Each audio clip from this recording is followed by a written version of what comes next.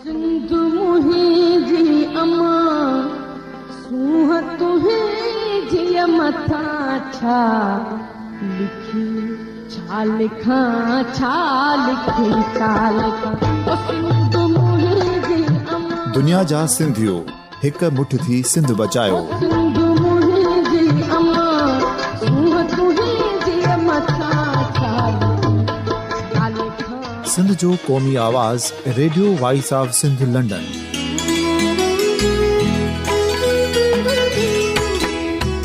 Radio voice of Sindh London पंहिंजी नशरियात में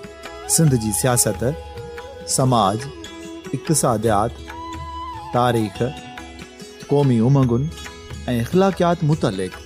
सिंध जी हक़ीक़ी तर्जुमानी कंदे प्रोग्रामनि खे असराइतो बणाइण लाइ सिंध जे घण घुरनि ऐं धरतीअ सां प्यार कंदड़ अदीबनि, दानिशवरनि, सहाफ़ियुनि, उस्तादनि, वकीलनि ऐं हर तबिके जे मानवारनि सजणनि खे सिंध में शऊरी इनक़लाब लाइ सहकार जो सॾु ॾियूं था। अचो त गॾिजी सूफ़ियुनि ऐं संतनि वारी सिंध जो ओज हिक मुठ थी वरी वापसि आणण वारे सफ़र जा साथारी बणिजूं।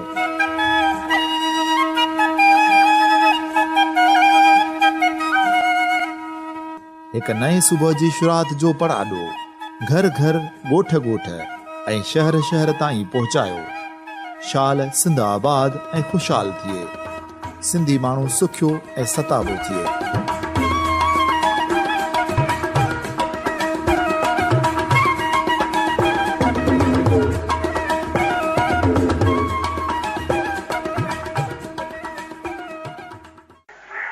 मां Dilshad Bhutto senior radio voice of Sindh London तव्हां दोस्तनि सां मुखातिब आहियां। दोस्तो, हिन वक़्तु पूरे मुल्क में पाकिस्तान जे अंदरि 15 मार्च 2017 खां आदमशुमारी शुरू थी रही आहे। इन आदमशुमारी हूअं त हिकिड़ो रूटीन मसइलो आहे, आदमशुमारियूं थींदियूं रहंदियूं आहिनि। पाकिस्तान में भी केतिरा ई दफ़ा आदमशुमारी थी आहे,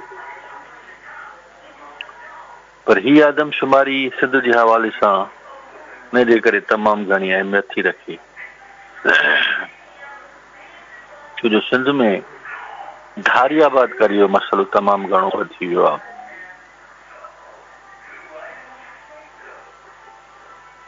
ऐं 2017 जी आदमशुमारीअ में सिंधियुनि लाइ इहो मसइलो आहे त जेकॾहिं हिते आयल समूरनि धारियुनि खे ॻणियो थो वञे, सिंधी माण्हुनि जे पंहिंजी अक़लियत में तब्दील थियण जो ख़तरो पैदा थो थिए। ऐं इन सॼी सूरत हाल जो असीं जाइज़ो वठूं था त सिंध में धारी आबाद करे जी सूरत हाल आहे छा। ॾिसो, पहिरीं आदमशुमारी जेका थी हुई शुरूआती, जंहिंजा अंग अखर मिलनि था, उहा थी 1941 में। ये अंग्रेज़नि जो दौर हो, गॾियल हिंदुस्तान हो, अञा पाकिस्तान न ठहियो। गॾियल हिंदुस्तान जी 1941 में आदमशुमारी थी। उन वक़्तु 1935 जे एक्ट तहत सूबा ठही चुका हुआ। उन करे सिंध सूबे जा अलॻि अंग अखर 1941 जी आदमशुमारी में मिलनि था त सिंध जी आदमशुमारी केतिरी। उन खां पोइ 47 में पाकिस्तान ठहियो। पाकिस्तान ठहण खां पोइ 1951 में आदमशुमारी थी, जंहिंखे असां ॿी आदमशुमारी चई सघूं था। 1951 खां पोइ टीं आदमशुमारी थी 1961 में। अयूब खान जो दौर, अयूब खान जी मार्शल आई। 1961 खां पोइ जेका आदमशुमारी थी उसूलन 1971 में थियणी, पर 1971 में बांग्लादेश अलॻि थी वियो, मुल्क थी वियो। उन करे सिर्फ़ वेस्ट पाकिस्तान, जंहिंमें सिंध, बलोचिस्तान, सरहद, पख्तूनख्वा शामिल आहे, पंजाब, सिर्फ़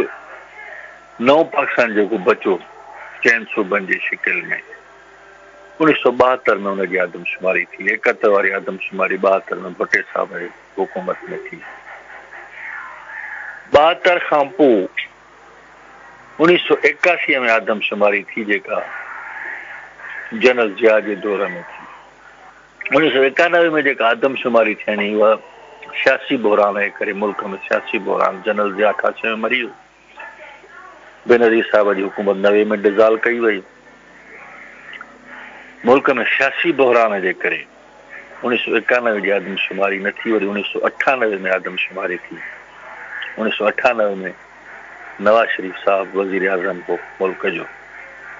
1998 खां पोइ हिन महिल ताईं आदमशुमारी न थी सघी आहे। हाणे आदमशुमारी जी जेका अहमियत साम्हूं आई सिंध जे हवाले सां ख़ासि तौर ते, उहा उन वक़्तु साम्हूं आई जॾहिं 1970 जूं इलेक्शन्स थियूं। इहे 1961 जी आदमशुमारी जी बुनियाद ते थियूं, छो जो हुन खां 1972 में आदमशुमारी थी आहे। 1971 में 1970 में जेका इलेक्शन थी उन में क़ौमी असेंबली अंदरि सिंध जूं 27 सीटूं, ऐं उन में जेके रिज़ल्ट्स असांखे मिलनि था पिया, 27 सीटुनि में 5 सीटूं उर्दू स्पीकिंग आबादी जेका आहे, मुहाजिर आबादी जंहिंखे असां चवंदा आहियूं, 5 सीटूं उन्हनि खे मिलियूं, जिन मां 2 जमात इस्लामी खे मिलियूं कराची जूं सीटूं,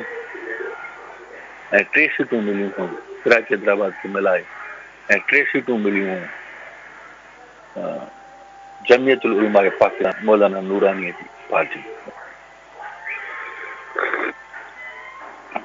इहे 2 पार्टियूं जिन खे मुहाजिर वोट कंदो उन वक़्त में। त 27 सीटुनि मां 5 सीटूं 20% खां बि घटि नुमाइंदगी थी बीहे, पर तंहिं हूंदे बि असां हुनखे 20% नुमाइंदगी काउंट कयूं था। त आबादीअ जो इहो तनासुब जेको वोट जी शिकिल में असांजे साम्हूं आयो, उन में 1970 जे अंदरि 20% आबादी उर्दू स्पीकिंग हुई सिंध जे अंदरि, ऐं 80% आबादी सिंधियुनि जी हुई। 80% सीट सिंधियुनि वटि हुयूं, more than 80%, and less than 20% seats Urdu speaking वटि हुयूं। 1970 खां पोइ 1977 में मार्शल लॉ अची वई। 1981 में जेका आदमशुमारी थी उन में सीट्स 27 मां वधाए शायदि छो जो आबादी वधी त सीट्स बि वधियूं, 27 मां वधाए 46 सीट्स कयूं हुयूं क़ौमी असेंबली अंदरि सिंध जूं। 1985 में जेके चूंडूं थियूं नॉन पार्टी बेसिस थियूं, हुन करे हुन में का बि ख़बर न पइजी सघी। 1988 में पार्टी बेसिस ते चूंडूं करायूं आहिनि, पर 88 में सूरत हाल इहा आहे त MQM ठही चुकी, MQM हिसो बि वरितो हो, पर MQM हुन वक़्त में पार्टी बैनर जे तहत इलेक्शन्स न विड़ी हुयूं, आज़ाद उम्मीदवारनि जी शिकिल में इलेक्शन्स विड़ी हुयूं। 1990 में पहिरियों दफ़ो MQM हक़ परस्त ग्रुप जे नाले सां इलेक्शन विड़ी, ऐं 1990 में 47 मां 15 सीटूं खणी आया, जंहिंमें 2 सीटूं हैदराबाद जूं, 13 सीटूं कराची जूं शामिल। इन खां अलावा सूबाई असेंबलीअ में मीरपुर ख़ास मां, नवाब शाह मां, सखर मां बि सीटूं खयूं हिननि। त मजमूई तौर 1990 में जेका हिननि खे MQM खे वोट मिलिया, उहे MQM खे 27% वोट मिलिया 1990 जी इलेक्शन। हाणे मुहाजिर जो जेको तनासुब असां शुरूअ में ॾिसूं था उहो 20% 19-20% बीहे थो, पर 90 जी इलेक्शन में 27% MQM खे जेके वोट मिलिया, उन मां हिकिड़ी शइ असांजे साम्हूं इहा आई, छो जो 90 वारी इलेक्शन में MQM खे पंजाबी सेटलर जो वोट मिलियो, जेको मीरपुर ख़ास में रहे थो, नवाब शाह में रहे थो, इन सॼी समूरी पटीअ में सखर ॾे बि रहे थो। त इन समूरी पटीअ में जेको पंजाबी सेटलर हो उन MQM खे वोट कयो। छो इहो तनासुब, इहो रेशियो इन जे करे थो निकिरे त 1997 में वरी जेके इलेक्शन थियनि थियूं, 1993 में थी इलेक्शन, पर 1993 में MQM खे नवाज़ लीग धक खणी वई। पोइ हाणे नवाज़ लीग कीअं 6 सीटूं खयूं MQM जूं कराची में, इहा असांखे बि सम्झ में ॻाल्हि नथी अचे। नतीजा इंजीनियर ठाहिया विया छा हुयो बहरहाल जेको बि हुयो नतीजनि जी रोशनीअ में 6 सीटूं मुस्लिम लीग नून खणी वई उन करे मुहाजिरनि जो वोट विराइजी वियो हो तनासुब जी ख़बर 1997 में असांखे ख़बर पई जॾहिं MQM स्वीप करे आई कराची खे दफ़ो ॿीहर 13 मां 12 सीटूं खणी आई 11 सीट खां सवा त जेको वोट मिलियो 97 में MQM खे उहो 20% कराची हैदराबाद जे मुहाजिरनि खे मिलाए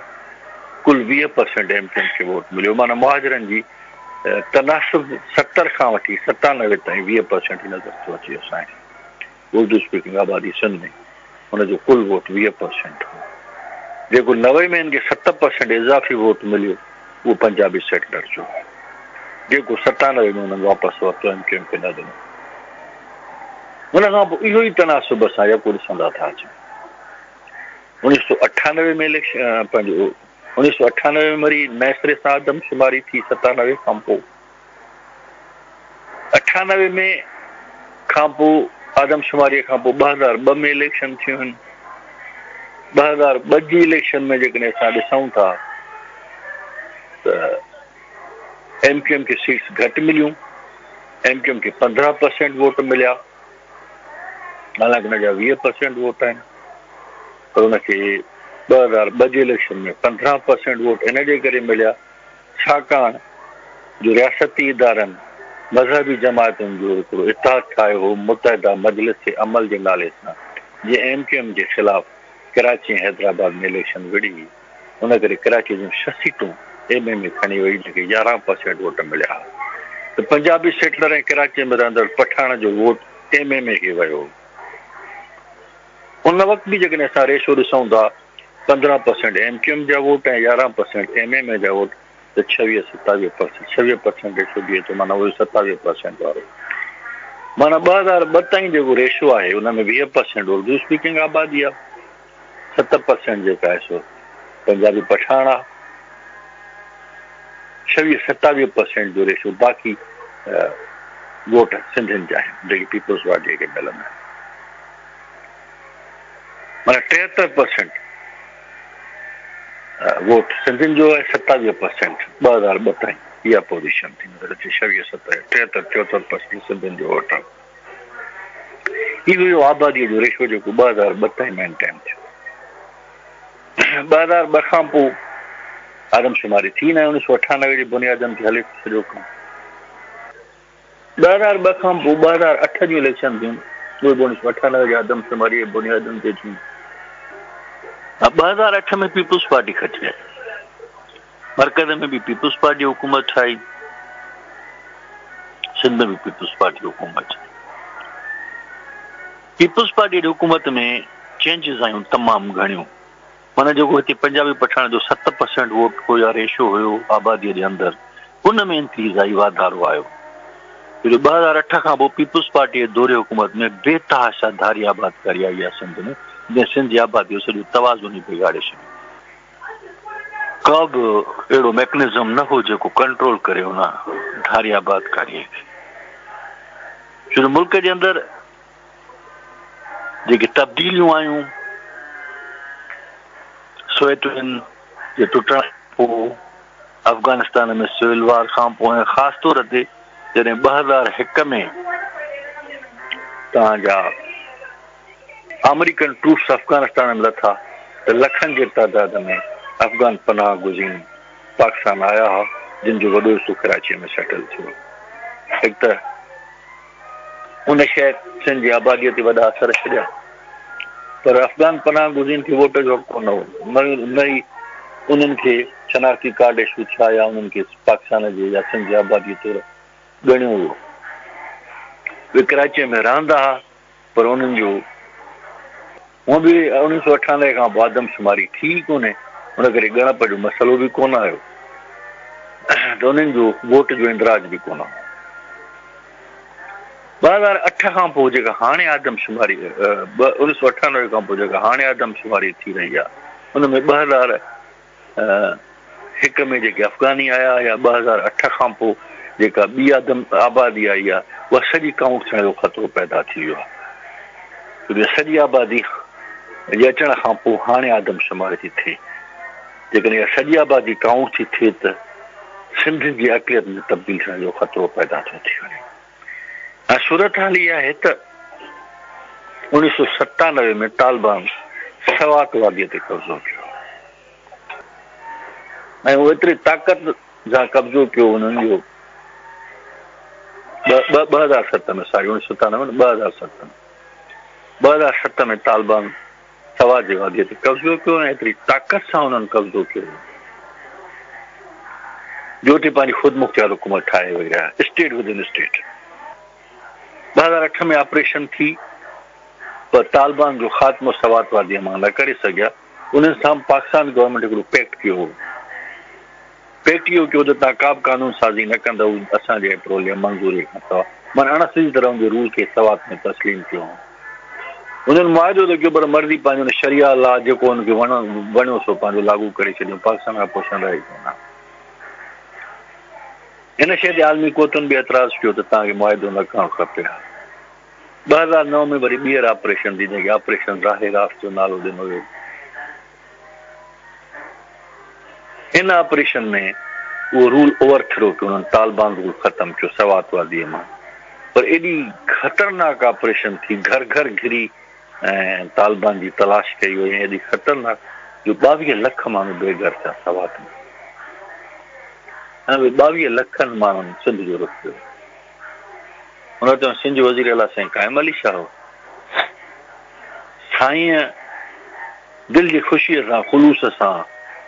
उन्हनि सवाती पठाणनि खे आबाद करण लाइ कराची में आजियाना कैंप्स लॻाया ऐं सुपर हाईवे जे तरफ़ गदाब जे पासे ॾे खीमा बस्तियूं क़ाइमु कयूं। सिंधी ॻोठनि खे त पाणी मिलंदो ई कोन्हे, बिजली जेका उहा कटे छॾींदा आहिनि, 8-8, 12-12, 14-14 कलाक लोड शेडिंग कंदा आहिनि। उन्हनि जी जो त वारस वसी कोन्हे। पर साईं क़ाइम अली शाह तरजीह बुनियादनि ते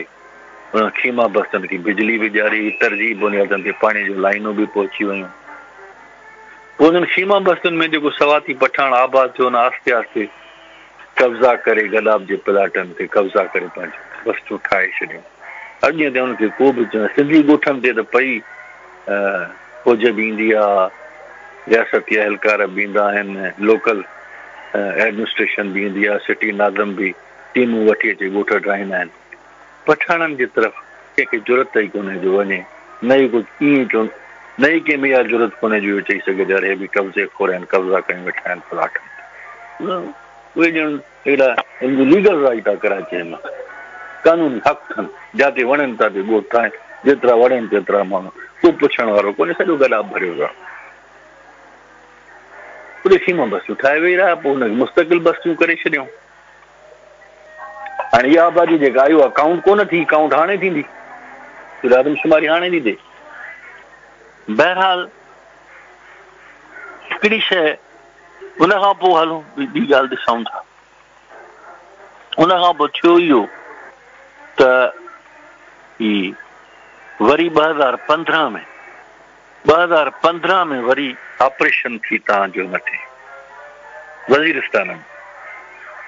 हिनखे जेका मशहूरु ऑपरेशन ज़रब जे नाले सां वज़ीरिस्तान में जेके तालिबान जा ठिकाणा उहे तबाह करण लाइ आर्मी ऑपरेशन ज़रब अदब शुरू। उहे ठिकाणा तबाह थिया न थिया, काफ़ी तालिबान खे अफ़गानिस्तान जी तरफ़ धिकियूं, कुझु मारियूं बि, पर हिन ऑपरेशन में बि 30 लख वज़ीरिस्तानी पठान बेघर थिया। उन में आजाना कैंप्स साईं क़ाइम अली शाह कोन लॻाया। पर साईं क़ाइम अली शाह जी इहा कोशिशि थी त वज़ीरिस्तानी पठान सिंध जे तरफ़ न अचे, छोजो न चवणो त हाणे कराची में गुंजाइश कोन्हे इज़ाफ़ी आबादी खे क़बूल करण जी। पर मियां राहिल शरीफ़ नाराज़ थी वियो हिन ॻाल्हि ते त सिंध हुकूमत छो थी आड़ा गोड़ी करे वज़ीरिस्तानी पठाणनि खे वठण। त साईं वरी राहिल शरीफ़ साहिब खे पहुचाइण लाइ 5 करोड़नि जी चेक खणी वियो, हुन सां मुलाक़ात बि करे आयो, 5 करोड़नि जी चेक बि ॾेई आयो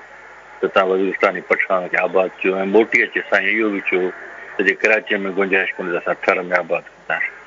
माना उहो फिरी घिरी अचे वज़ीरिस्तानी पठाण बि सिंध जे घाटे में विया। हाणे सवाल इहो थो पैदा थिए मुंहिंजा साईं, वज़ीरिस्तानी पठाण थर में रहनि या कराचीअ में? ॻणु बाद सिंध जी आबादीअ ते जॾहिं सिंध जी आबादीअ ते ॻणबा त सिंधी माण्हू अक़लियत में तब्दील 30 लख वज़ीरिस्तानी ऐं 22 लख सवाती 52 लख जी फिगर थी थिए। हिन महिल जेके वफ़ाक़ी इदारनि जी तरफ़ां इशारा अचनि थिया, न्यूज़ अचनि थियूं, उहे इहे थियूं अचनि त सिंध जे अंदरि जेका 50 लख आबादी आहे ॿियनि सूबनि जी, धारिया त नथा चवनि उन्हनि खे, सिंध जे अंदरि जेका 50 लख ॿियनि सूबनि जी आबादी आहे उनखे असां 2017 जी आदमशुमारी में ॻणींदासीं। 2017 जी आदमशुमारी में जेकॾहिं इहा आबादी ॻणिजे थी त सिंधी माण्हुनि जे लाइ वॾो मसइलो पैदा थिए। त असां लाइ मुसीबत इहा आहे त असीं ॿियनि माण्हुनि खे घुरायूं बि रहियूं, अफ़गानी बि अची रहनि, वज़ीरिस्तानी बि अची रहनि, सवाती बि अची रहनि, ॿियनि माण्हुनि खे घुरायूं बि रहायूं बि, पोइ मुस्तक़िल असांजे शहरनि ते कब्ज़ा बि करे वेही रहनि, पोइ वरी वोट जो हक़ बि घुरनि, वरी इहो बि चवनि त असांखे हिते हाकमियत जो हक़ बि ॾियो, असांखे असेंबलीअ जे अंदरि चूंडी अचण जो हक़ बि ॾियो असांखे। मतिलबु असां लाइ अज़ाब इहो आहे त जेकॾहिं इहे सभु हक़ ॿियनि जा तस्लीम था कयूं त असां पाण असेंबलियुनि मां, सियासी इदारनि मां, ख़ुदि हिन धरतीअ मां ई आउट था थियूं। त 2008 खां पोइ इहे जेका इज़ाफ़ी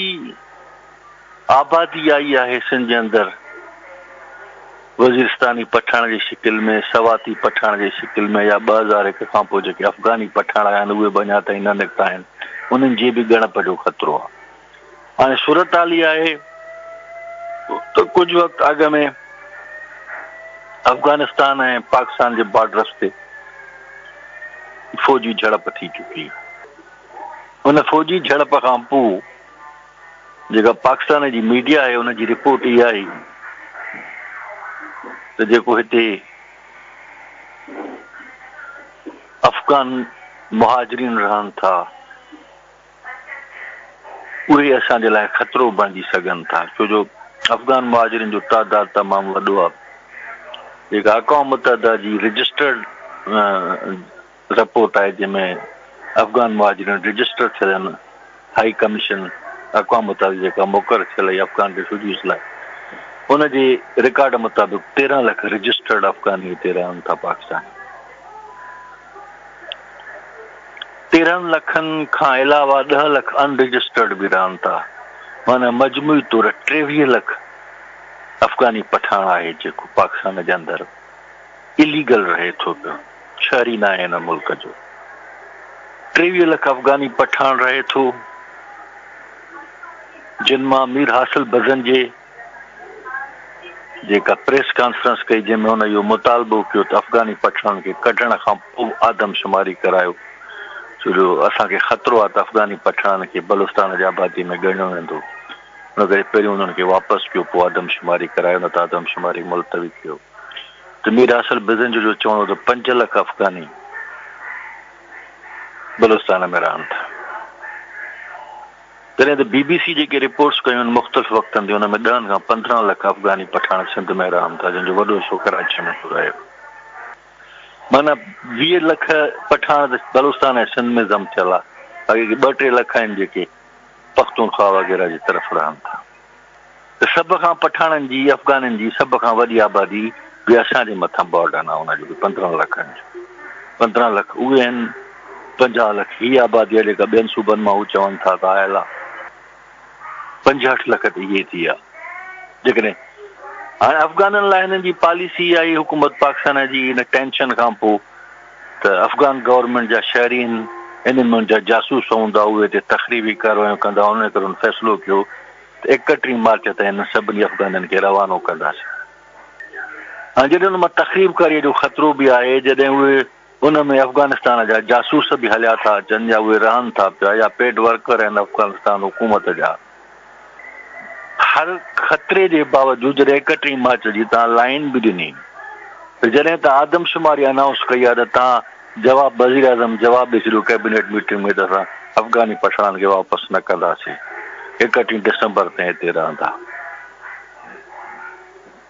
मीर हासिल बदन जो चवणो आहे असांखे ख़तरो आहे जेकॾहिं तव्हां हिन खे रहायो था पिया आदमशुमारी जे दौरान नथा कढो रहायो त असांखे ख़तरो आहे तव्हां ॻणींदव हिननि खे छो जो तव्हांखे बलोचनि खे बि अक़लियत में तब्दील करिणो आहे सिंधियुनि खे बि अक़लियत में तब्दील करिणो आहे उन करे हिन खे अक़लियत में तब्दील करण लाइ तव्हांखे अफ़गानी ॻणणो पियो त अफ़गानी बि ॻणींदव इहे ख़ौफ़ आहिनि बलोचनि खे बि ख़ौफ़ आहिनि सिंधियुनि खे बि ख़ौफ़ आहिनि त जेकॾहिं बाबा तव्हांखे उन्हनि मां ख़तरो बि आहे उहे जासूस बि आहिनि अफ़गानिस्तान वारा त आदमशुमारी जे वक़्त में उनखे छो था रहायो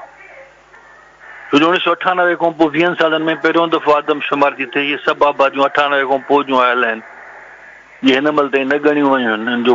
जो इहो वोट दाख़िल थींदो हिननि जो तव्हां हिननि खे ॻणींदव त पोइ ज़ाहिर आहे असां अक़लियत में हलिया वेंदासीं असां 98 जे आबादीअ ते जेको आहे असेंबली में वेठा आहियूं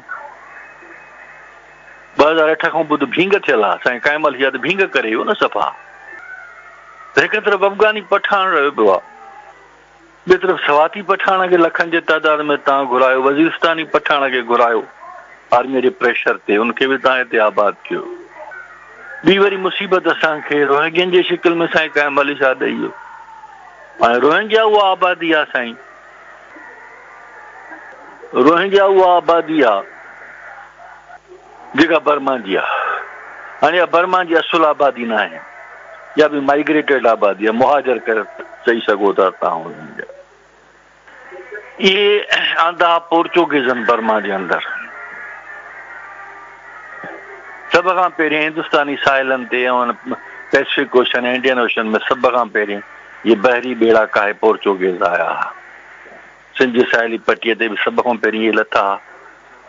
1500 ईस्वीअ में ऐं पोइ हुननि हिंदुस्तान ते कब्ज़ो कयो हिंदुस्तान जी साहिली पटीअ ते पोइ पैसिफिक ओशन में विया 2 सदियूं अॻु में कोई बर्मा ते कब्ज़ो कयो वञे हिननि बर्मा जी साहिली पटीअ ते ज़ाहिर आहे त बर्मा जे माण्हुनि मुज़ाहिमत कई हुनजा बंदरगाह उन्हनि कब्ज़े में करे छॾिया हुनजा सामूंडी रस्ता बंदि करे छॾियऊं इहे छड़ो ईअं ॿेड़ा त काहे कोन आया न जंगी ॿेड़ा काहे आया हथियारनि सां लेस आहे जंहिं बि साहिली पटीअ ते बीठा उन्हनि जा सामूंडी रस्ता बि बंदि कयूं बंदरगाह बि हुनजे कंट्रोल में पंहिंजे कंट्रोल में वरितऊं त मुज़ाहिमत थी बर्मा में बि मुज़ाहिमत थी पोइ हुननि मुज़ाहिमत खे कुचलण लाइ हिननि छा कयो हिंदुस्तान खां मज़दूरनि जे आड़ में माण्हू खणी अचो थिए जेका आबाद करणु शुरू कयूं त भई सस्तो मज़दूर आहे हिंदुस्तान खां वठी था अचूं हालांकि मज़दूर कोन हुननि जा ट्रेंड माण्हू आहे जेके बर्मी माण्हू जेका मुज़ाहिमत कंदा उन्हनि खां तहफ़ुज़ कंदा पोर्चुगीज़ अहिड़ा गार्ड वठी आया जेके उन्हनि जो हुते आबाद कया उनखे मज़दूर जो नालो ॾिनो पोइ जीअं जीअं मुज़ाहिमत वधी तीअं तीअं हुननि हुते हिंदुस्तान जो तइदाद वधायो माइग्रेट मुख़्तलिफ़ जाइनि तां खणी वेंदा हिकिड़ी जाइ तां त कोन खणंदा हिंदुस्तान जे मुख़्तलिफ़ इलाइक़नि जा माण्हू खणी हिते सेटल कयूं पोर्चुगीज़नि खां पोइ अंग्रेज़ आयो उनजी सॼी साहिली पटी पोर्चुगीज़नि खां खसी हिंदुस्तान जो कब्ज़ो बि खसियो बर्मा ते बि अंग्रेज़नि कब्ज़ो कयो अंग्रेज़नि बि साॻी रस्म जारी रखी अंग्रेज़नि बि बर्मा वारा ॾह आणींदा हुआ 100 मज़दूर हाणे सेट मतिलबु ॾहूं जे पोर्चुगीज़नि जे भेट में ॾहूं जे तइदाद में हुननि जेका हुते आबादकारी कई हाणे उहे जेके माण्हू हुते सेटल थिया जेके बर्मी कोन हुआ इन ओरिजिन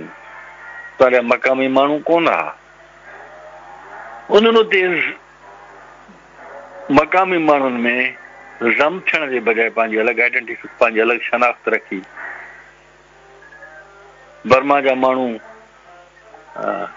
ॿुध धर्म जा पोइ लॻा आहिनि इहे जेके हिंदुस्तान मां आहे मुस्लमान आहे हिन जो मज़हब बि अलॻि हो मक़ामी माण्हुनि खां ऐं ॿी शइ इहा ई त हिननि ॿोली बि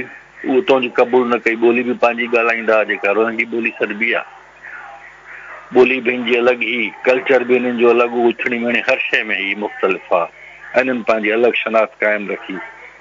ऐं रम थियण खां बिना इनकार करे छॾियऊं क़बूल ई न कयूं बर्माड़ी मक़ामी माण्हुनि हाणे उन्हनि हिकिड़ो अजीब हिकिड़ो उते तमाशो पैदा कयो उहो तमाशो इहो आहे त 7 हिजरीअ में जॾहिं सिंध ते हमिलो थियो 8 हिजरीअ में थियो सिंध में पर हिते बर्मा में 7 हिजरीअ में कुझु अरब कमांडर्स आया हुआ आर्मी वठी उन वक़्त में साहिली पटी ख़ाली पई घणे भाङे उते कुझु बहरी ॿेड़ा भरिया हुया अरब, उन्हनि अची हिते इन्हनि साहेली पटनि में जिते हिन महिल रोहिंग्या आबाद आहिनि, इन्हनि साहेली पटनि में उहे रहिया उन्हनि पंहिंजो खीमा वस्तियूं क़ाइमु कयूं। हाणे बर्मी हिस्टोरियन जेके आहिनि, बर्मा जा जेके तारीख़दान आहिनि, उहे बर्मी हिस्टोरियन इहो था चवनि पिया उहे जेके 7वीं हिजरीअ में अरब आया हिते मुस्लमान, उहे त बाबा ज़म थी विया। जीअं हिते सिंध में जेके अरब आया उहे ज़म थी विया। सैद मुस्लमान आहिनि, सैद सिंधी आहिनि, काज़ी सिंधी आहिनि। अरब नसुल को बि जेको आहे सो हिते अरबी कोन ॻाल्हाईंदो आहे। तो 7वीं हिजरीअ में जेके आया बर्मा में, उहे बर्मी क़ौम में ज़म थी विया, उतां मक़ामी माण्हुनि में ज़म थी विया। उहे त अॼु बि जेका आहे मुस्लमान, उन सां त कुझु जहिड़ो ई कोन्हे उन बर्मा वारनि जो। उहे त अॼु मुंहिंजे शहरनि में रहनि था, उनजे मोहल्लनि में रहनि था, उनजे पाड़नि में रहनि था, उन सां गॾु खाइनि पीअनि था। मुस्लमान ऐं ॿुध जो जहिड़ो ई कोन्हे, जहिड़ो आहे रोहिंग्यनि सां। हाणे उहे चवनि था त हीउ इलाइक़ो जे असांजो 7वीं हिजरीअ खां वठी, हुन करे असांखे अलॻि करे ॾियो, रियासत अलॻि ठाहे ॾियो। रखाइन जे इलाइक़े में रहंदा आहिनि, रखाइन जे सॼे इलाइक़े ते कब्ज़ो करे वेठा आहिनि, चवंदा रखाइन जी रियासत ख़ुदि मुख्तियार रियासत ठाहे ॾियो, असां बर्मा सां गॾु न रहंदासीं। बर्मा खे तक़सीम करण जो मुतालबो थो हले। ज़ाहिर आहे त या कंहिं बि क़ौम लाइ वॾी गार आहे त हुनजी जाग्राफीअ खे तक़सीम करण जी ॻाल्हि कजे। उन करे 2012 खां वठी उते शदीद छेड़ा शुरू थिया आहिनि। बर्मी माण्हुनि जी कोशिशि इहा आहे त रोहिंग्यनि खे लॾायूं या मारे छॾियूं, मुंहिंजे पंहिंजे धरतीअ ते रहण जा कोन ॾियूं। अगरि मुनज़म अंदाज़ में रोहिंग्या बस्तियुनि ते हमला थिया, बर्मा जे माण्हुनि थिया। 2012 में ही भॻा उतां, वॾी तादाद में रोहिंग्या भॻा। बांग्लादेश जो बॉर्डर बर्मा सां मिलंदो आहे। हिननि पहिरियों बांग्लादेश जे तरफ़ भॼण जी कोशिशि कई, पर बांग्लादेश जी हुकूमत पंहिंजा बॉर्डर्स बंदि करे छॾिया, हिनखे क़बूल ई न कयूं। हुनजो चवणो थी क्रिमिनल माण्हू आहिनि, ॿियो मिलिटेंट माण्हू आहिनि। ही सदाईं जेका आहे सो बर्मा जे माण्हुनि सां विढ़िया आहिनि। माण्हू ईंदा त हिते अमन अमान जी हालत ख़राबु कंदा, हुन करे असांखे क़बूल न कंदासीं। उन पंहिंजा बॉर्डर बंदि करे छॾिया, जेके आया 2-3 उनखे बि कढी छॾिया। उन खां पोइ ही ॿेड़ियूं भरे इंडोनेशिया ॾे भॻा। बांग्लादेश में बि मुस्लमाननि जी अक्सरता, मुस्लमाननि जी हुकूमत। ॿियो इंडोनेशिया अहिड़ो मुल्क आहे साउथ ईस्ट एशिया में, बर्मा साउथ ईस्ट एशिया में आहे। त साउथ ईस्ट एशिया में ॿियो आहे इंडोनेशिया जो मुल्क, जिते मुस्लमाननि जी अक्सरता आहे, उते मुस्लमाननि जी हुकूमत आहे। ओॾे भॻा, पर इंडोनेशिया बि क़बूल न कयो हिननि खे। इंडोनेशिया जो स्मगलर आहिनि, नशे चर्स कोकीन हिननि जो हीरोइन जो वापारु कंदा आहिनि, असां हिनखे क़बूल न कंदा। ॿियनि ते मुख़्तलिफ़ इल्ज़ाम लॻा। न इंडोनेशियन खे क़बूल कयो मज़हब जे बुनियाद ते, हे भॻा हिन करे असीं मुस्लमान आहियूं, मुस्लमान इलाइक़नि में पनाह मिलंदी असांखे, पर न इंडोनेशियन खे क़बूल कयो न बांग्लादेश। उन वक़्त में असांजे मज़हबी जमायतुनि ऐं 2012 जी मीडिया भरी पई आहे, कहिड़ियूं जमायतूं आहिनि मां नाला नथो खणां। उन्हनि जेका हिते घल घल मचाई मीडिया ते, रड़ियूं जेके कयूं, बसि मुस्लमान मरनि था, ॿुध मारनि था उन्हनि खे। उन लाइ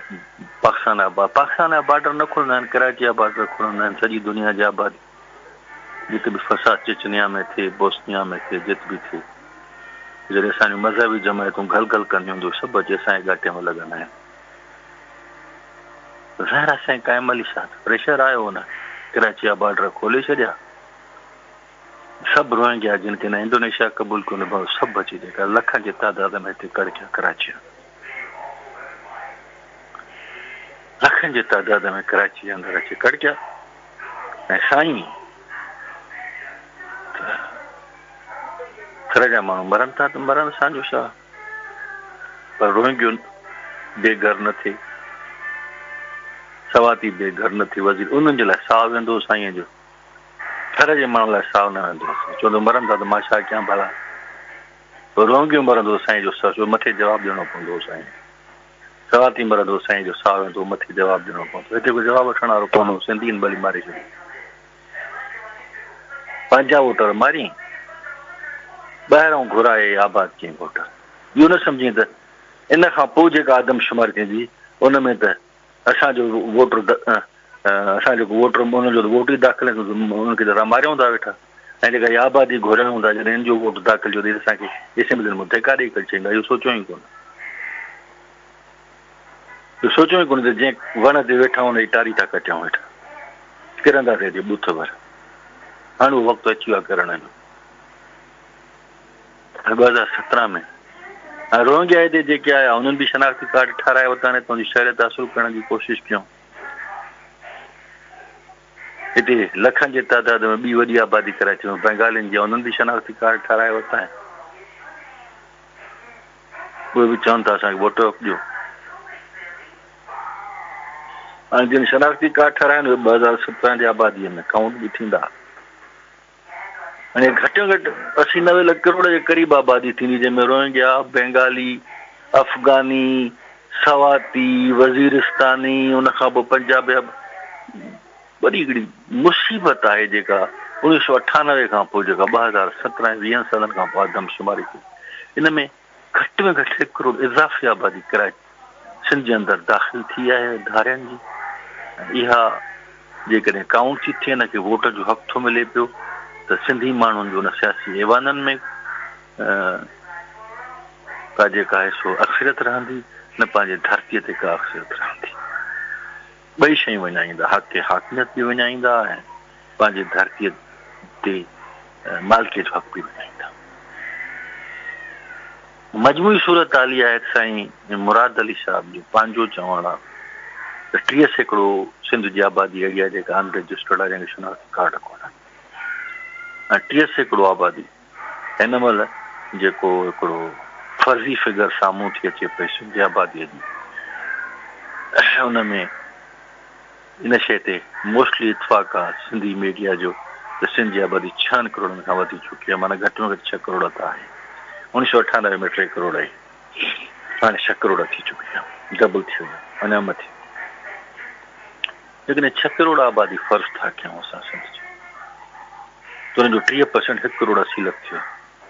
लेकिन 1 करोड़ 80 लख अनरजिस्टर्ड आबादी आहे जेका सिंधियुनि जी आहे हेॾो धारियां त सभिनी पाण खे रजिस्टर कराए छॾियो आहे उनखे नादरा वारनि बि जेके शहरनि में था रहनि नादरा वारनि खे बि सहूलियत आहे ऑफिसूं बि आहिनि वञी पर शनाख़्ती कार्ड बि ठाराए था अचनि रजिस्टर बि कराए था अचनि हे ॻोठनि में था रहनि हिकु त ॻोठाणा कुसाला पाण खे रजिस्टर कराईंदा कोन्हनि पंहिंजूं नियाणियूं लिखाराईंदा कोन ॿी जेका ॻोठाणनि खां अलावा बि जेका आबादी रहे थी पई जेका रजिस्टर्ड न आहे सिंध जे अंदरि हुनमें 40 लख त साईं अहिड़ी आबादी आहे जेका सिंध जे जज़ीरनि में चिरे 300 जज़ीरा आहिनि जेका सामुंडी पटी आहे कराची खां वठी सिंध जी साहेली पटी बलोचिस्तान ताईं फैली पई आहे हिन में 300 जज़ीरा था अचनि जिन में 30 लख आबादी 2011 जी जॾहिं आदमशुमारी थी त इहो मौज़ू ज़ेरे बहस आयो हुते जेकी सिंध जा जज़ीरा हिननि जी काउंटिंग 30 लख आबादी आहे जंहिंजी रजिस्ट्रेशन न आहे नादरा टीम्स वयूं हुननि जी रजिस्ट्रेशन खे चवंदो को रिकॉर्ड रखियो उन में बि इहा गलगल थी त हिननि आबादीअ खे रजिस्टर करायो उहा आबादी 7 साल गुज़रण खां पोइ हाणे 40 लख थी चुकी आहे ॿिए तरफ़ थर जी आबादी आहे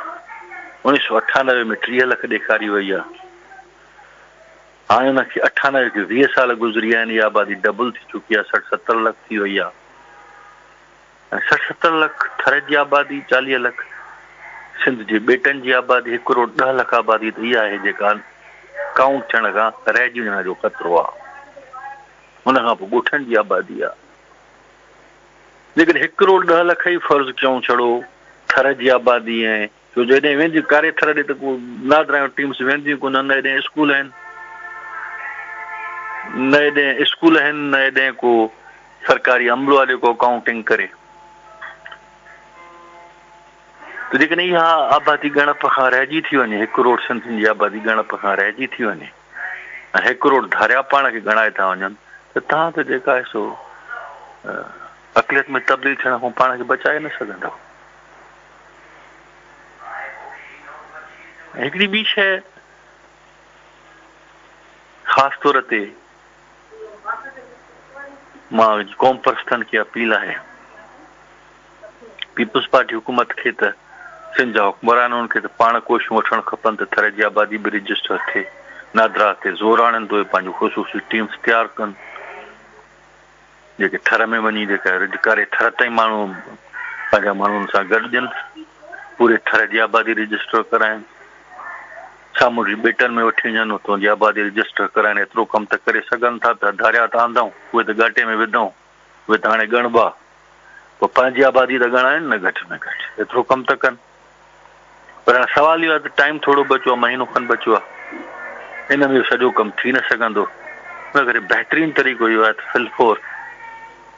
आदमशुमारी मुल्तवी करण जो मुतालो कयो वञे सुठो अमल इहो आहे जेसि ताईं ॿेटनि जी आबादी रजिस्टर नथी थिए थर जी आबादी रजिस्टर नथी थिए उन वक़्तु ताईं आदमशुमारी मुल्तवी कराइण जी मुहिम हलाई वञे ऐं सिंध जे क़ौम परस्तनि खे बि मुंहिंजी इहा अपील आहे त उन्हनि जेके जागरता टीम्स ठाहियूं आहिनि सिंध जे शहरनि जे अंदरि माण्हुनि खे आदमशुमारी जे हवाले सां जागृत बसि सिंध जे शहरनि जी आबादी त रजिस्टर्ड आहे उनजा शनाख़ती कार्ड बि ठहियल आहिनि उहे बि ॻणप में ईंदा सिंध जी आबादी ॻणप खां कोन रहिबी वञो ॻोठनि में निकिरो जागरता जी मुहिम थर में हलिया वञो थरी माण्हुनि खे बचायो वञे उन्हनि खे काउंट करायो कारे थर ॾे त का फैसिलिटी कोन्हे उॾे पंहिंजूं टीम्स वठी वञो उते जागरता मुहिम हलायो सिंध जे ॿेटनि में माण्हुनि खे त का ख़बर ई कोन्हे त रजिस्ट्रेशन बि थींदी आहे उते वञी जागरता मुहिम हलायो जेकॾहिं सिंध खे बचाइणो आहे सिंधी क़ौम खे अक़लियत में तब्दील थियण खां बचाइणो आहे त सिंध जे क़ौम परस्तनि खे सिंध जे ॿेटनि में निकिरणो पवंदो थर में निकिरणो पवंदो सिंध जे ॻोठनि में शहरनि में त शहरी आबादी त ऑलरेडी रजिस्टर्ड आहे मिडिल क्लास जा माण्हू उन्हनि जा 50 कम पवंदा आहिनि उहे शनाख़ती कार्ड बि ठाराईंदा आहिनि पाण खे रजिस्टर बि कराईंदा आहिनि वोट बि इस्तेमालु कंदा आहिनि त जेके आबादियूं अनरजिस्टर्ड उनखे रजिस्टर कराइण लाइ क़ौम परस्त पंहिंजी हिकिड़ी मुहिम हलाइनि ऐं ॿियो इहा कोशिशि करे क़ौम परस्त अफ़गानी पठान बल्कि सिंध हुकूमत बि इहा कोशिशि करे त जेसिताईं अफ़गानी पठान हितां नथो निकिरे उनजे काउंट थियण जो ख़तरो आहे जीअं मीर हासिल बदन जी बयानु कढियो आहे त हिननि खे बि कढणु खपे त इहो ख़तरो आहे त जेकॾहिं आदमशुमारीअ दौरान इहे माण्हू रहिया त पाण खे ॻणाईंदा उन करे पहिरियों हिननि खे वापसि कयो इहे ग़ैर मुल्की इलीगल माण्हू हिननि जो काफ़ी कोन्हे हिन हिते उनखां पोइ इहो मुतालबो बि थियणु खपे त वज़ीरिस्तानी ऐं सवाती हाणे ऑपरेशन ख़तमु थियूं आहिनि पंहिंजनि इलाइक़नि ते वापसि कयो त छो था काउंट कयो उन्हनि खे त इहो बि मुतालबो थियणु खपे त रोहिंग्यनि खे रोहिंग्या गैर मुल्की उन्हनि खे शनाख़ती कार्ड छो कया विया आहिनि उहे छो काउंट कया वेंदा साॻी रीति बंगाली बि गैर मुल्की हिननि जो पंहिंजो मुल्क आहे बांग्लादेश वॾे उनखे वापसि कयो असीं कहिड़ो ॾोह कयोसीं त बंगाली बि असां वटि काउंट थिए रोहिंगियो बि असां वटि काउंट थिए इहा हिकिड़ी बाज़ाब्ता मुहिम हलणु खपे मुतालबो थियणु खपे इहो सिंध जी ज़िंदगी ऐं मौत जो इशू आहे हिन में क़ौम परस्तनि खे पीपुल्स पार्टीअ खे गॾिजी रोल अदा करणु खपे त हिन समूरनि आबादियुनि खे कढो हितां काउंट न कयो सिंध जी आबादीअ में जेसि ताईं रहंदियूं असांखे अक़लियत में तब्दील थियण जो ख़तरो आहे असां लाइ ख़ौफ़ आहे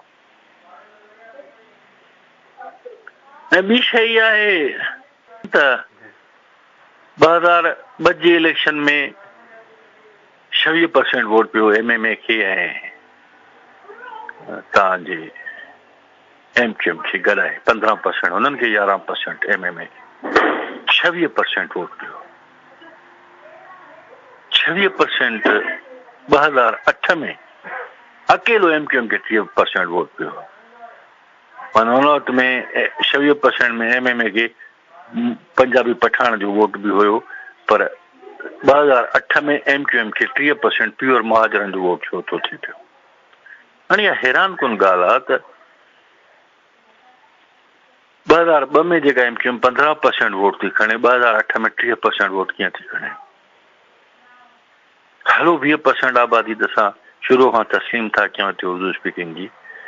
पर 2002 ऐं 2008 जे विच में सिर्फ़ु 6 सालनि जो फ़र्क़ु आहे त 6 सालनि जे अंदरि महाजर आबादी एतिरी वधी वई जो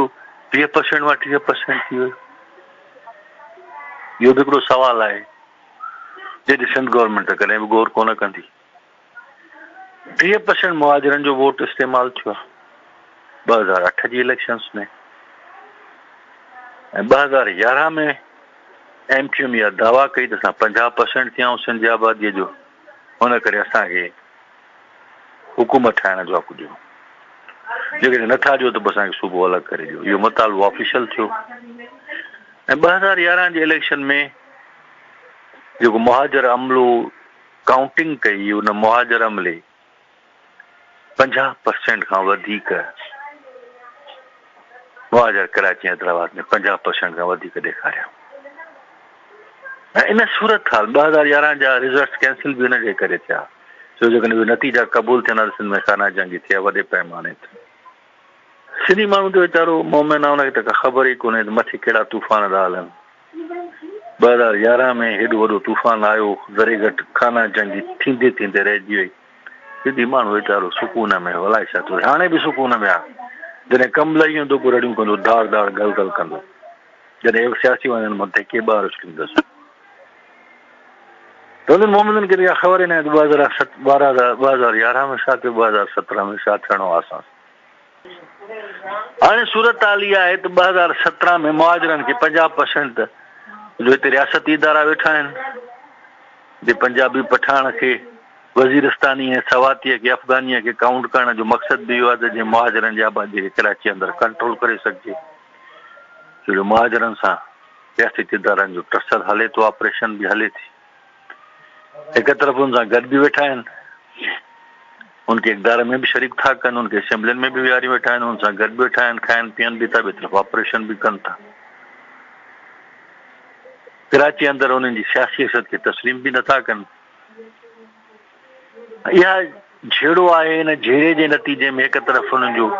MQM सां कराचीअ में झेड़ो आहे, हुनजे करे बि ज़िद में हू जेका आहे सो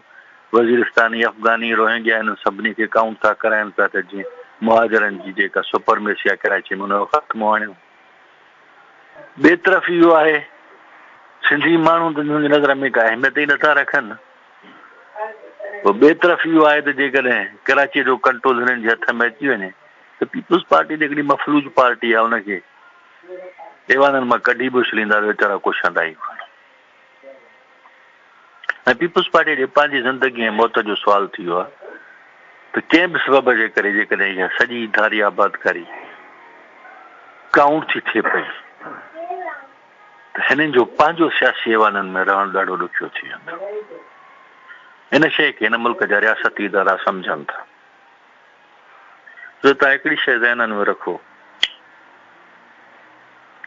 1977 में जॾहिं मार्शल लॻी जनरल ज़िया जी ऐं पीपुल्स पार्टीअ खे रियासत जी एवाननि मां कढी ॿाहिरि उछलियो, ऐं 1988 में जॾहिं बेनज़ीर साहिबा खटी आई त हलफ़ खणण खां पोइ जेका हुन असेंबली में पहिरीं तक़रीर कई, उन में बेनज़ीर साहिबा आइन जो किताब हथ में खणी चयो त हे उहो आइन आहे, 1985 जो आइन आहे, 73 जो न आहे। बेनज़ीर जेको जनरल ज़िया ठाहियो, हीउ 1985 जो उहो आइन आहे जेको आइन ठाहियो ई न लाइ वियो, जंहिंमें तरमीमूं इन लाइ कयूं वयूं त पीपुल्स पार्टीअ खे रियासती एवाननि में दाख़िल थियणु न ॾिजे। पर असां इन आइन जे तहत इहो आइन जेको असांखे ॿाहिरि रखण लाइ ठाहियो वियो, इन आइन जे तहत असां खटी हिननि असेंबलियुनि में आया आहियूं। असांजी फतह आहे, ठीकु आहे, मञूं था पीपुल्स पार्टी जी फतह ई, पर साॻे आइन जे आर्टिकल 52B तहत 90 में बेनज़ीर साहिब जी हुकूमत डिज़ॉल्व करे छॾियो। उन आइन पीपुल्स पार्टी खे क़बूल न कयो, हलण न ॾिनो। उन खां पोइ परवेज़ मुशर्रफ जे दौर में इन ई आइन में तरमीमूं करे बेनज़ीर साहिबा खे वज़ीर आज़म थियण लाइ नाअहल करार ॾिनो वियो ऐं 10-11 साल खुदरू जलावतनीअ जी ज़िंदगी गुज़ारी। 2007 में जॾहिं बेनज़ीर साहिबा मोटी आई ऐं उन्हनि खे यकीन थियो हिकु दफ़ो ॿीहर 1988 वांगुरु असां हिनखे रोके नथा सघूं सियासी एवाननि में अचण खां, हीअ ईंदी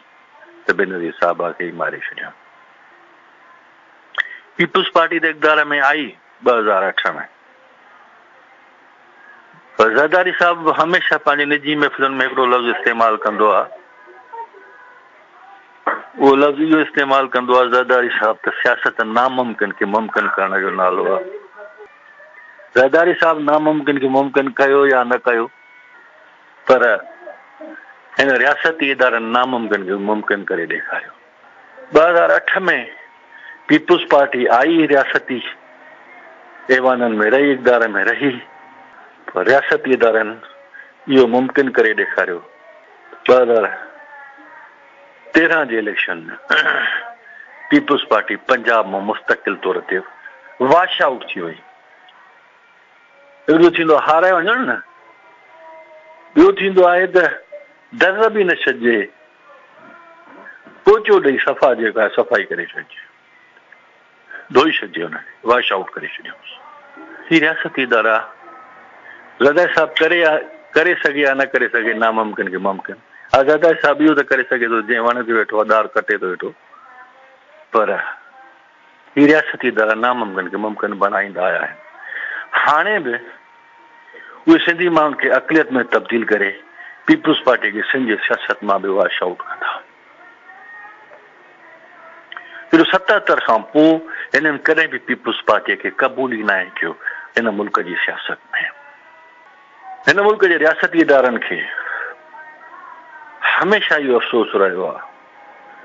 त पंजाब सिंधियुनि जी क़यादत क़बूल कई, ज़ुल्फ़िकार अली भुट्टे खे, बेनज़ीर खे, पीपुल्स पार्टीअ खे बार बार इक़्तिदार में आंदो, उनखे पंहिंजो लीडर क़बूल कयो। सिंधी माण्हू पंजाब जी लीडरशिप छो नथो क़बूल करे? इहो हिनखे सदाईं अफ़सोस रहियो आहे।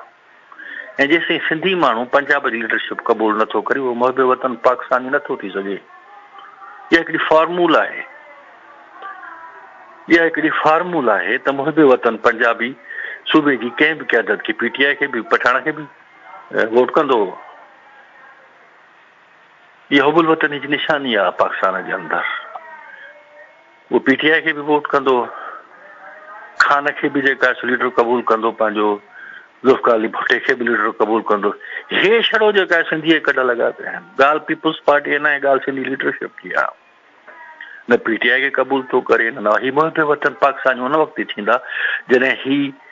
इन सिंधियत मां निकिरण हिननि जे अंदर में, हिननि जी फितरत में भरी पई आहे। तव्हां सिंधियुनि जे फितरत में इहा शइ भरी पई आहे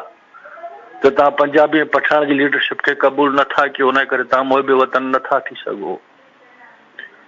त तव्हां मुहिब वतन उन थी सघो था जॾहिं हिननि खे वॉश आउट कजे, जेके तव्हांखे सिंधियत जो आफ़ीम पीआरियूं वेठा आहिनि। बेनज़ीर सां को बि झेड़ो कोन्हे, ज़ुल्फ़िकार अली भुट्टे सां को बि झेड़ो कोन, हो हिन आफ़ीम जो झेड़ो। ज़रदारी साहब खे सम्झ में नथो अचे त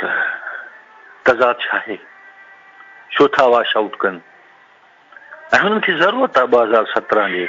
आदमशुमारीअ में, उसूलनि 2018 में थियणु खपे। 1998 में थी आहे, 20 साल 2018 में, या त 2008 में थिया, न थी त हाणे 2018 में थियणु खपे। 17 में त को टुक ई कोन थो जुड़े। 17 में कनी न करे था, 18 में इलेक्शन हिन खां अॻु में अक़लियत में तब्दील करे छॾियूं सिंधी माण्हुनि खे, त जीअं पीपुल्स पार्टी खटी न अचे। 2000 वॉश आउट करणो आहे हिननि खे, ॿुहारी ॾींदनि ऐं पंहिंजे हथ जी वॾी धन। इहे सभु माण्हू पाणा था अथऊं, रोहिंग्या बि पाणा था अथऊं, वज़ीरिस्तानी बि पाणा था अथऊं, अफ़गाननि खे बि पाण तहफ़ुज़ ॾिनो। भली आया मुशरफ जे दौर में, पर तहफ़ुज़ हिननि बि ॾिनो। पंहिंजे हथ जी वॾी आहे, पंहिंजी तारीख़ चऊं भई पाण। हाणे करण जो वक़्तु अची वियो आहे। त रियासती इदारनि खे या ख़बर आहे सिंधियुनि खे अक़लियत में तब्दील कयो त मुज़ाहिमत थींदी ज़रूरु। फ़िलहाल त माण्हुनि खे ख़बर नथी पए, सिंधी माण्हुनि खे काई ख़बर नथी पवे त छा थो थिए। नंढ पिया आहिनि वीचारा, पर जॾहिं नतीजा साम्हूं ईंदा पोइ त जाॻंदा न। तॾहिं ॾिसंदा त असांजी हुकूमत ई नथी ठहे, असांजी वोट जी अहमियत ई ख़तमु थी वई, पोइ त गलगल कंदा। 3 महीननि में नतीजा ईंदा आदमशुमारी जा, पीपुल्स पार्टी नतीजा त ॾिसंदी न त छा थो थिए मूंसां। ख़तरो आहे हिननि खे, बग़ावत जो, मुज़ाहिमत जो ख़तरो आहे। पीपुल्स पार्टी वाक़ हलो, हे त हुकूमत में वेठा आहिनि, पर वर्कर बग़ावत करे सघे थो, कराए सघिजे थी उन्हनि जे मार्फत। मुज़ाहिमत जा ख़तरा आहिनि। ईअं न आहे त एतिरी आसानीअ सां सिंधी क़ौम खे अक़लियत में तब्दील करे वेंदा। मुज़ाहिमत जा ख़तरा आहिनि, हिन खे रियासत बि महसूसु करे थी। जो पीपुल्स पार्टी खे पंहिंजे घर में थी मारे। पंजाब बि ॻाल्हि हो, पंजाब पीपुल्स पार्टी जो घर न हो। पंजाब में बि मुहिब वतन पाकिस्तानी अॼु छुटियूं उन तरफ़ वोट कंदो आहे। ही पंहिंजी मर्ज़ी हलाईंदा आहिनि एजेंसी जे चवण ते न हलंदा आहिनि सिंध जा माण्हू हे पंहिंजी मर्ज़ीअ सां बेनज़ीर तीर ते ठबो हणींदो आहे त मुज़ाहिमत जो ख़तरो त आहे इन जो हल मुंहिंजे ख़्याल में मां चाहियां थो मुंहिंजी शदीद ख़्वाहिश आहे त मां रद थी वञा मुंहिंजा तज़िया ग़लति साबित थियनि छो जेकॾहिं मुंहिंजा तज़िया दुरुस्त साबित थिया त सिंध जो ख़ुदा हाफ़िज़ आहे अगरि मुंहिंजी शदीद ख़्वाहिश आहे त मां ग़लति साबित थियां इहे तज़िया दुरुस्त न वञनि ईअं न थिए सिंधी अक़लियत में तब्दील न थियनि सिंधी सियासी वञनि माना निकिरनि पर जेकॾहिं इहा मनसूबाबंदी आहे ऐं रियासत खे इहा बि ख़बर आहे त मुज़ाहिमत थी सघे थी त हुनजे रुख खे तब्दील करण लाइ रियासत वटि हिकिड़ी फार्मूला आहे जेका मूंखे सम्झ में अचे थी ऐं मां चाहियां थो त मां ग़लति साबित थियां उहा फार्मूला ईअं न हुजे मूंखे जेका फार्मूला नज़र थी अचे रियासती इदारनि वटि उहा इहा थी नज़र अचे त 2008 जे इलेक्शन्स में MQM 30% वोट कयो ठीकु आहे 2011 जे आदमशुमारी में पाण खे 50 सॼी ग़लति फिगर्स हुयूं 50% आबादी आहे ई कोन 30% में न आहे पर हुननि 30% जेकड़ा वोट खया हुन तां विड्रॉ न कंदा कॾहिं 50% जी ज़िद बि न कंदा पर 30% जी विड्रॉ न कंदा मुंहिंजो अंदाज़ो इहो आहे त रियासत खे 35% ते कंप्रोमाइज़ करणो पवंदो MQM सां इन खां घटि एग्री न थींदा 35% उर्दू स्पीकिंग आबादी काउंट कराईंदा मूंखे जेको नज़र अचे थो छो हिन वारे 30% क़बूल न कंदा